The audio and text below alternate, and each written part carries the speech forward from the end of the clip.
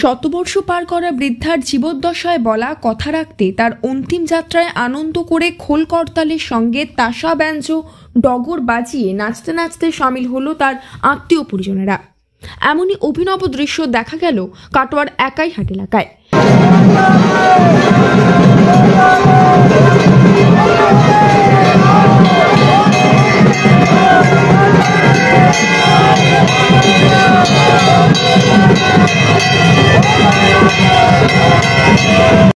কাটোয়ার শিক্ষা জগতের একটি সুপরিচিত নাম সারস্বত মিশন স্কুল। আপনার সন্তানকে যুগোপযোগী শিক্ষায় শিক্ষিত করে তুলতে আমরা বদ্ধপরিকর।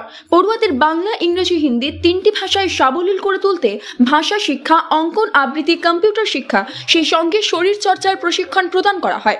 বর্তমানে 2024 শিক্ষাবর্ষে সীমিত সংখ্যক আসনে ভর্তির প্রক্রিয়া চলছে। আপনার সন্তানের উজ্জ্বল ভবিষ্যতের জন্য বেছে নিন Saraswat mission school. Saraswat mission school, ঠিকানা বিদ্যাসাগর পল্লী সার্কাস ময়দান, কাটোয়া।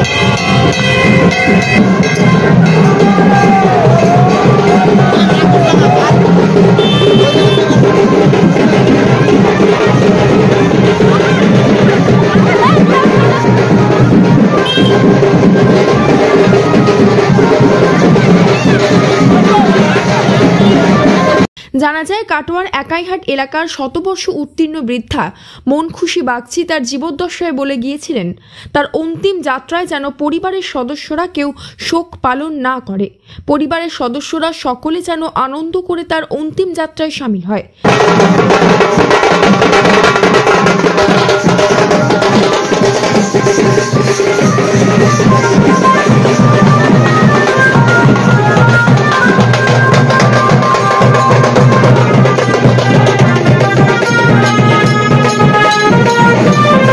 তার সেই ইচ্ছে অনুযায়ী বৃদ্ধার মৃত্যুর পর তার শবদেহ নিয়ে তার পরিবারের সদস্যরা খোল করতালের সঙ্গে তাসা ব্যঞ্জ ডগর বাজিয়ে নাচতে নাচতে শ্মশানে নিয়ে যায়।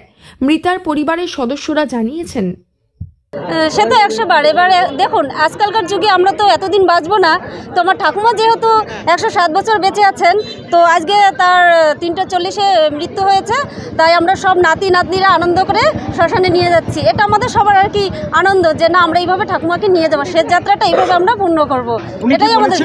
হ্যাঁ, ওনারও ইচ্ছে ছিল। আমরা বলেছি ঠাকুমাকে, ঠাকুমা তোমার শেষ যাত্রাটা আমরা এইভাবে আনন্দ করবো।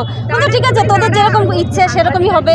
তো আমরা সেই অনুযায়ী আজকে এই ঠাকুমাকে শেষ যাত্রাটা এইভাবেই ব্যঞ্জন ট্যাঞ্জন দিয়ে আনন্দ করে ঠাকুমাকে নিয়ে যাচ্ছি। আমি ওনার নাতনি, আমার ঠাকুমা হন। তো এখন ঠাকুর চেয়েছেন, তাই আমরা এইভাবে নিয়ে যেতে পারছি। জীবনের সঙ্গে মৃত্যু অনিবার্য, আর মৃত্যুর সঙ্গে আসে শোক।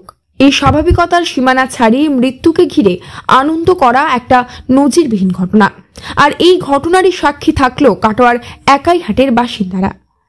Bureau report, news network 7।